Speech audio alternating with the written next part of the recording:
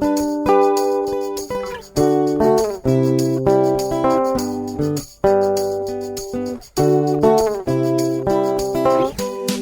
I'm BrettFish, and this is Out of the Fishbowl, Season 3. We've recently hit 2,500 downloads, and so if you are a repeat listener, thank you so much for showing up. And if you've never listened to me before, it might actually be a good idea to hit pause and to go and catch up on the first 2 seasons.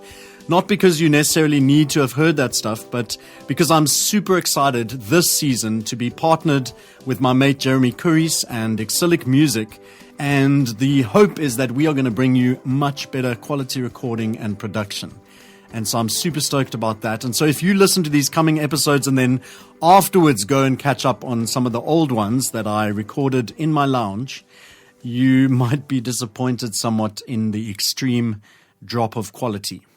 So how do you begin a new season? Season 1, we started with pineapple on pizza, that controversial question that divides the internet. Do you have pineapple on pizza, or are you a normal human being, or whatever your take is on it? We talked about man buns, we touched on Crocs, and that whole big dynamic question, what to do if your best friend is a Chelsea supporter and you're not.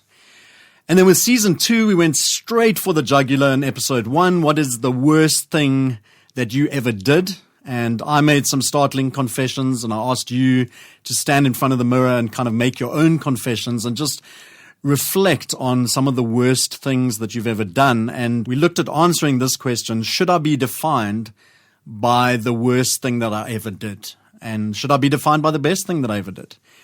So how do you raise the stakes for the defining landing episode 1 of season 3? How do you even do that? And so I thought, curiosity. And you're thinking, curiosity? That's really not such a big deal. And you're probably thinking that because you're not a cat, right? Because you remember how that old saying goes about cats and curiosity, that you can lead a cat to curiosity, but you can't make it stay alive, or something like that. But I want to challenge that notion, right? Because cats are said to have 9 lives, and yet curiosity killed the cat. And so it must have been some kind of hugely destructive, or maybe even constructive, we're going to look at that, force, which is why I thought it is the perfect topic to start us off in season 3 with an episode that I like to call Episode 1, Killing Cats.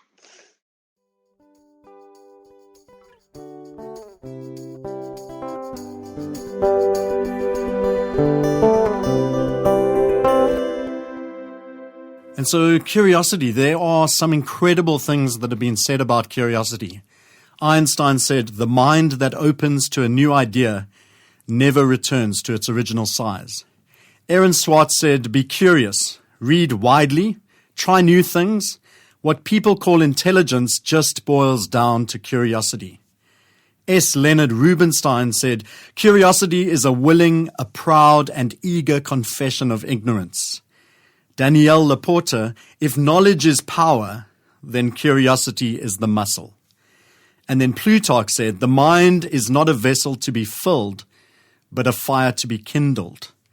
And so curiosity may seem random, but I feel like it can be such a potentially life-giving, transformational piece that can influence journeys into areas such as race, religion, politics, gender, all of these topics that are often quite confusing and complicated. If we approach them from the framework of curiosity, then I think we are actually going to find some really exciting things.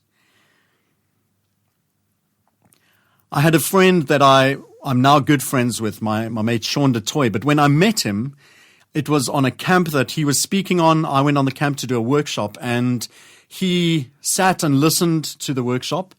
And then he did the strangest, maybe most dangerous thing that he's possibly ever done in his life. He invited me to come and preach at his church. And Sean and I are quite different. We are very passionate about a lot of the same things, but I approach my faith very differently to him. And yet, knowing that I thought quite differently to him, he was secure in his space to be able to invite me to come and speak in it. And that kind of story for me, I think maybe that's the basis of why we have such a good friendship, that even though we think differently on various things, we know that the heart of each other is kind of pointed in the same direction. And so there's that trust level, that level of curiosity of I'm interested to see what you're going to say to my people in my space. And so a friendship kind of grew out of that. Another story that makes me think of curiosity is me and strawberries. I hated strawberries growing up until one day this revolutionary thing happened. I ate one. And that sounds ridiculous, right? So I don't even know where it came from, but I grew up believing that I hated strawberries, and I just never had strawberries. And then I can't even remember why I had one, but somebody was having a strawberry and I tasted one and I was like, oh, that's actually really good. And so the sense of this belief that I'd held so tightly, and then one day curiosity kind of entered and it was like, well, let's see. And it was like, oh, maybe I've never tried this thing before. Somewhere I was influenced into thinking I didn't like this thing. And curiosity was actually the thing that released me from it. Let me try it. And this next one I know is going to really just hurt some of you. But sugar, stick with me on this one. Lean into your curiosity. Sugar and tomato sauce on French toast. Disgusting, right? Like sugar and tomato sauce on French toast. Somebody told me about that. I thought it was disgusting. And there is really only one way to find out. And now it is something like 20 years later. Last week I made myself French toast, and guess what I put on it? And it kind of came or brought me to this point of having the saying, don't mock it till you've tried it. And there's certain things in life we can mock without trying, for sure.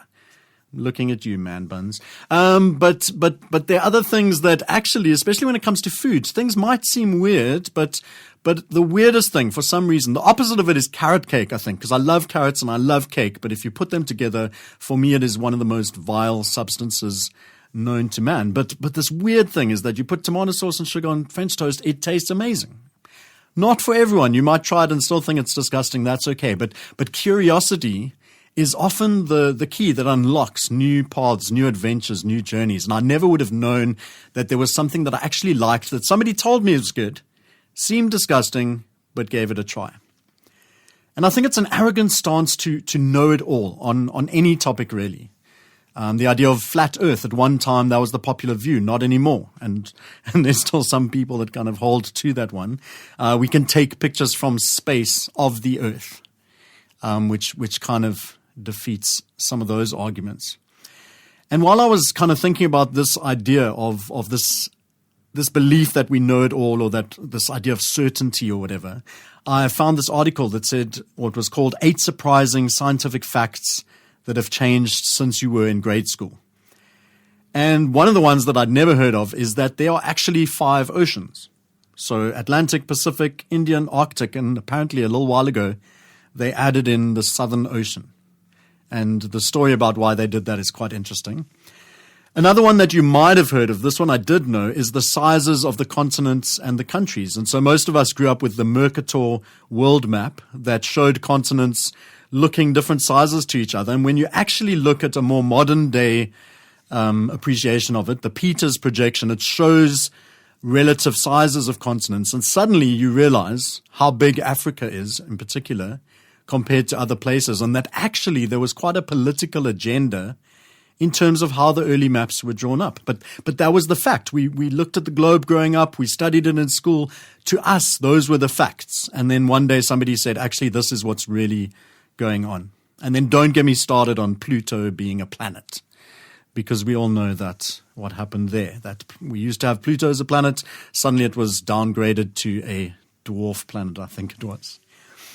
And then another one that I read in this article that I wasn't aware of is that the Great Wall of China is apparently not the only man-made object visible from space. That was a Trivial Pursuit question. It was something we heard a lot of time growing up, that the only man-made object you can see from space is the Great Wall of China. Apparently, there are a lot of other things that you can see from space.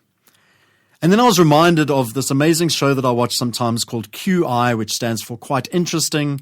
It used to be hosted by Stephen Fry. And this one series in particular was so funny because the way it works is they ask a question that has what you might think is an obvious answer. And then they have certain answers or phrases or words. And if the contestants say those words or phrases that are obvious but wrong, then this huge alarm goes off to let you know that you lose points. And it's all just part of the build-up of the show. And so in one of the seasons, Alan Davies, one of the contestants that's on every show, gets asked, how many moons does Earth have?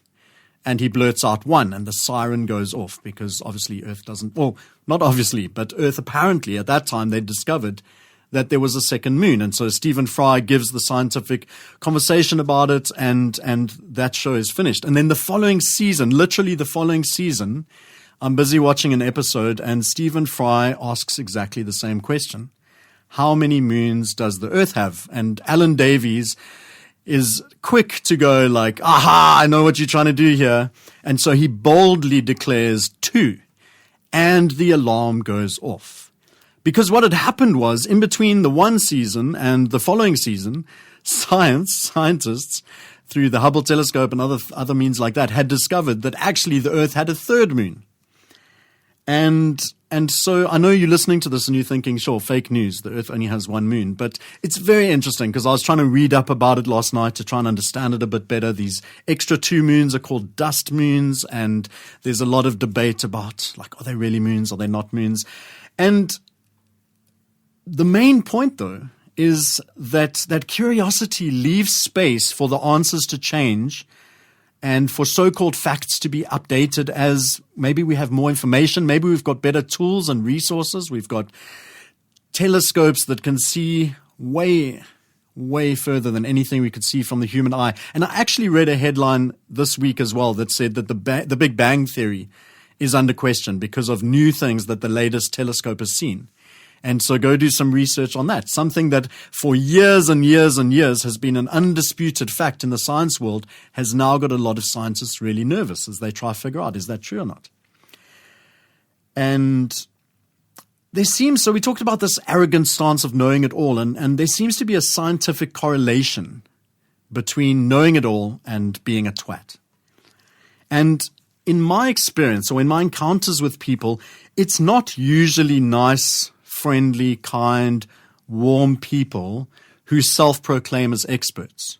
And I do know a lot of experts, and the experts that I know tend to be humble and curious and open to debate or wrestling. The experts that I know and look up to and respect are the ones who know a lot about a topic, but are also open to this idea that I could be wrong. There might be another way of viewing this, and are open to listening to different perspectives and having even strong mindsets challenged, and don't have the defensiveness of what happens if I hear this opposing idea. It's not going to make me wobble, or if I need to change my mind on something because I have more information, then I change my mind on something.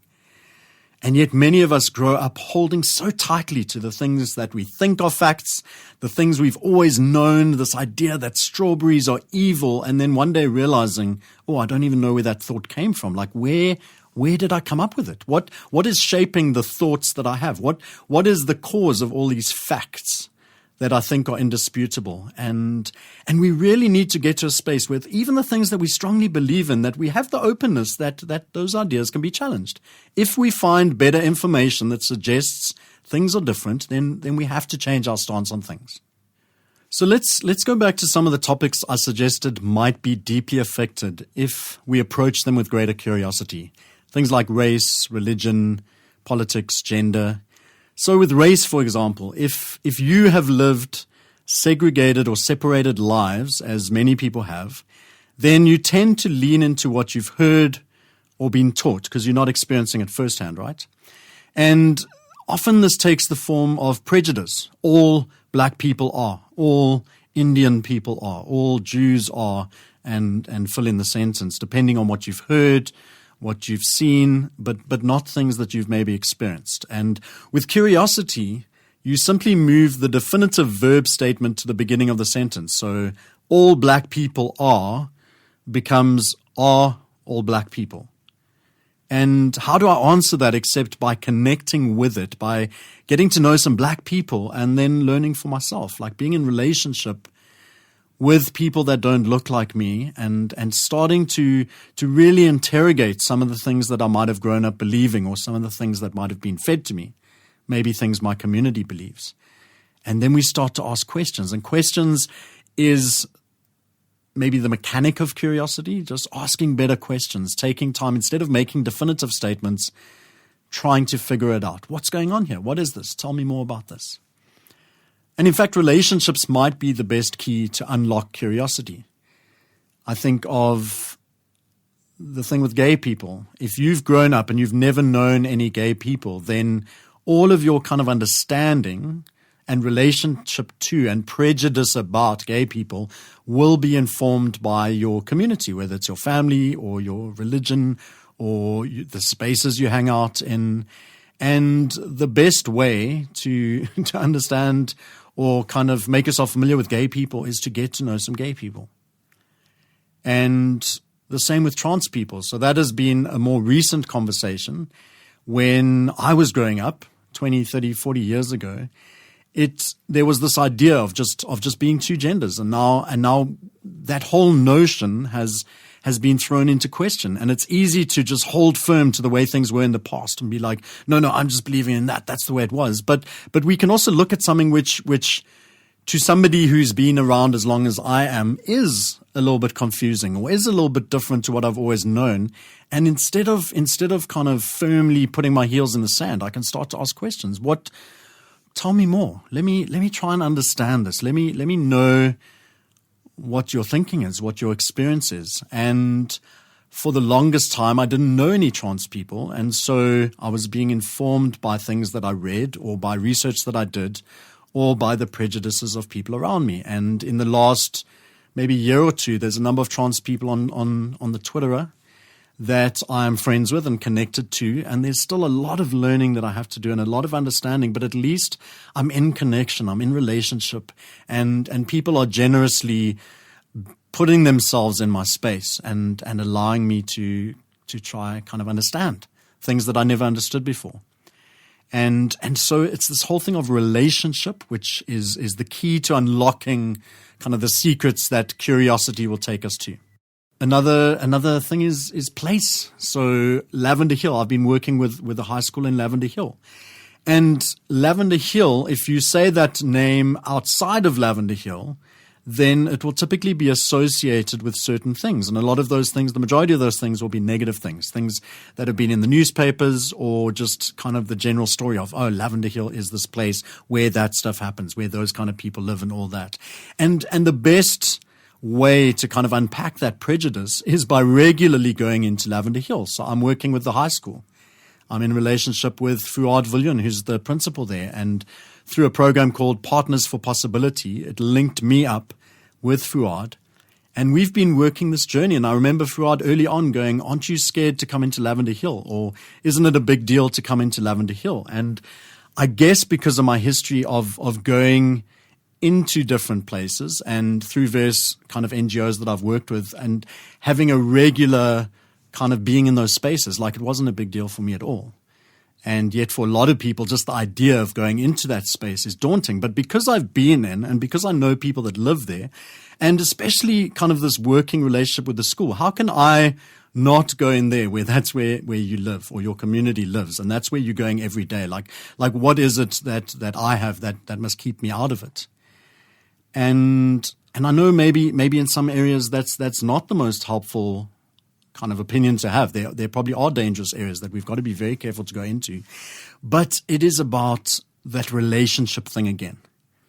I was in Khayelitsha the other day, and again, there are probably a lot of particularly white people that might be too scared to go to Khayelitsha. But I found a lot of different reasons to connect there. And more recently, I was there with Heartlines that I work with. We were talking about the Fathers Matter project, and we met with 30 to 40 pastors who are just so excited about this notion of a program that is hopefully going to help equip them to work with fathers in the community. And when you sit in a meeting and you see people getting excited about that, and you see people having great ideas, better ideas than you have coming into their community about how it's going to work in their community and the best way to run it out and things like that, then it becomes a lot harder to fear Khayelitsha. And so how do we find ways of connecting with people that live in places we might be scared of and going into those places? Like, where is the curiosity? Because all people that live in Lavender Hill are not the kind of stereotypes that we have associated. There are families there. There are children there. There are people just trying to survive, just trying to do their best, just trying to thrive in life, that are facing a lot more obstacles than people that maybe live where I live face. And so curiosity will allow us to step towards other people and hopefully start to understand those places. When I lived in Stellenbosch, just before I got married, I moved into a township called Kayamandi. And the first night, I ended up staying there for 18 months. The first night that I was there, my laptop was stolen from my house. And I was so bummed, not because my laptop was stolen, but because of the narrative of what that means. Because it gave people outside like this opportunity to go, aha, look at that. A week later, in Pinelands, my hockey stick was stolen out of my car. And then sometime later in Stellenbosch, in town, I lost another laptop. And maybe we're learning more about me and laptops than safety in this case. But the truth is that these things are happening all around. And so I lived in Kayamandi for 18 months, and that was the only incident that happened there. And so what if I'd stopped being curious after day one? What if I had my laptop stolen and I was like, that's what it is. That's what this place is. Let me get out of here.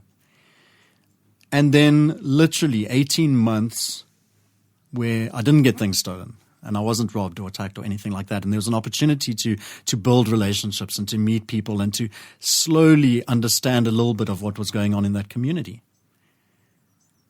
And so where will curiosity take us? And can you see now, just as we're talking, how big this topic is, how significant this is as an episode 1 topic, because this is huge. This unlocks so many things and the potential for us just to become better human beings together, to explore and build and create. And often we've just believed the stuff we've been told, right? So you hear us saying the early bird catches the worm. So therefore it's important to be early, right? We got fed it, we believe it, we teach it to others as truth, but we don't take a moment to ask questions. And one of those questions might be, how good was it for the worm to be early? Right? The early bird catches the worm. Really good for the bird to be early. Not so good for the worm to be early.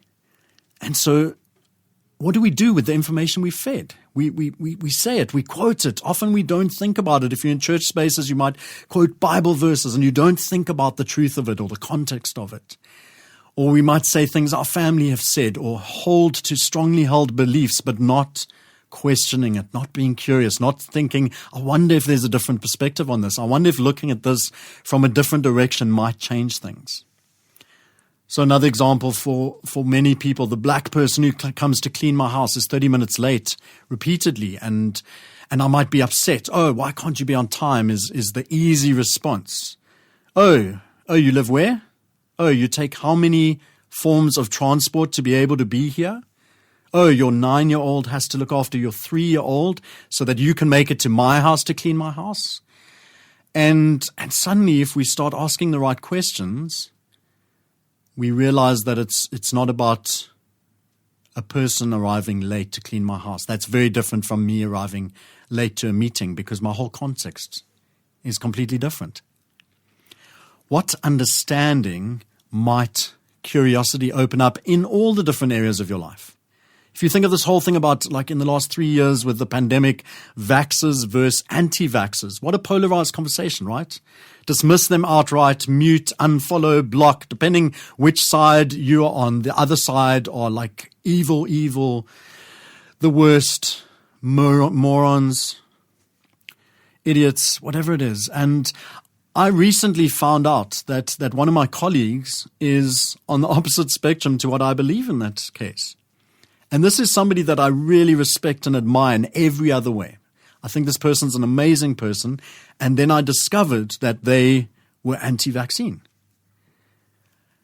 And so initially, what was in me was, I need to dismiss this person. Like, how can they be that? But all the information that I had about them from every other aspect of their life, from how we've worked together, from how amazing they are at their job, from how passionate they are about the programs we're rolling out, it kind of led to this kind of contradictory stuff. I can't dismiss this person. They hold one belief that I think is strongly problematic, but everything else about them, there's so much good stuff here. And so what would be more valuable for me would be to have a conversation. How did you arrive at that point? Share some of your story with me. Like everybody, I think especially, well, maybe not everybody, but with those kind of things, a lot of people have a story about how they arrived at that point. They didn't just wake up in the morning and decide, I'm pro-vax, I'm anti-vax. And so if we take the time to be curious, instead of just pushing people away because they have a very different belief from us, then we're likely to miss out. What understanding might curiosity open up? What am I missing? Maybe versus the question we normally ask, which is, what are they missing? And so there's a number of other things that come up with this topic, things like defensiveness. Like why do we get so defensive when somebody questions a belief that we hold? If the belief is right, then we shouldn't be being defensive. We should be okay with it. Somebody thinking it's not what we believe is not going to topple us. And defensiveness often means we refuse that other person the ability, if they are wrong in their thinking, to come to right thinking. And so we need to question, why do we get defensive? Is it because we aren't so secure in our beliefs that we hold? Is it because what if the thing that I hold on and believe is wrong? Like, is that going to topple everything in me? Or am I big enough to go, if the thing I've been believing in is wrong, then I'm going to start believing something else? Exploration is another thing that curiosity leads us to. Invitation, learning.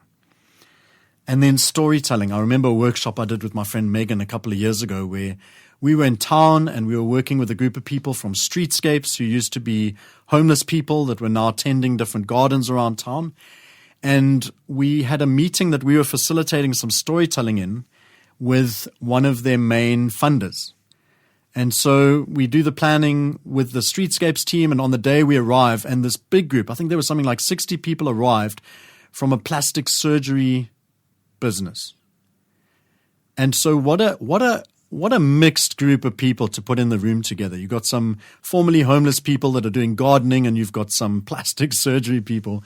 And it created the most amazing space for storytelling. So we had people in small groups, mixed up the groups, and just created with some tools and resources, got them telling their stories with each other. And afterwards, we had a time of reflection. And the one thing that I remember actually happened within the company. So it was a woman who was kind of CEO, manager, like quite a high-level woman. And then the lady who used to serve them tea. So tea lady feels a bit like a derogatory statement. I'm not sure what the term would be, but the server, like she would serve them tea, maybe clean up as well. And how they had worked in the same company for 20 years. And so you have this understanding. If you've been in a place with someone for 20 years, you probably know them. And yet they hadn't. They'd never had a moment of sitting in a group together with 3 other people and just being able to share their stories and realizing the resonance that happened. They both had children, and there was kind of some story that was very similar. And it's like, wow, the connections you find when you create moments for people to get curious. And so storytelling is a place where curiosity plays out really well. Curiosity opens doors to greater possibility, to increased understanding, to possible collaboration. So at the moment, I mentioned Fathers Matter. We are working specifically through churches, and we are inviting churches in different areas to partner with us and partner with each other on something that they easily agree on. And if you know anything about churches, different churches really disagree about a lot of things. But now we're talking about fathers, and it's like there probably will be some points of disagreement, but most people in the country are aware that South Africa has a fatherhood problem. And so that feels like something that 2 churches that think really differently from each other can collaborate on. And the hope is that if they collaborate around something that's a common goal, a common understanding, a common vision and value, that maybe some of the other stuff that has kept them apart for so long won't seem so big once they've worked together and they've discovered relationship. They've discovered that these are other people that really care deeply for our community. And so the hope is that by creating a space where curiosity can be thrown in there, that there might be some long-term collaborations that happen afterwards. Curiosity is the what might be. What might our world start to look like? How might we grow and change and learn if we committed to being more curious about people, about things, about systems, about stories? The mind that opens to a new idea never returns to its original size. Now, let me take this. This blew my mind last night. I hope it's going to blow your mind. What if the cat is still alive?